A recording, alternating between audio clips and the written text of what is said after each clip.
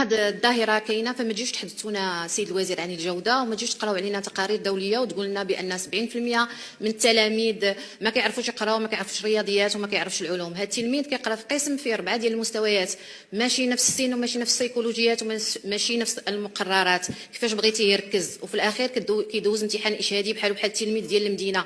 في اين هو مبدا تكافؤ الفرص سيد الوزير؟ كتحملوا المسؤوليه الاستاذ وكتحملوا مسؤوليه التدبير، ما كتوفروا ليه لا برامج لا وسائل ديداكتيكيه، وفي في الاخير كتجيو تحاسبوا معاه على عدم تحقيق الكفايات. الاستاذ في القسم المعترك السيد الوزير كيخدم تقنيه التلقين، ما عندوش الوسائل حتى باش يرسم الاشكال الهندسيه في السبوره، ما عندوش باش يدير التجارب، حتى من الماركور كيشريه من جيبو.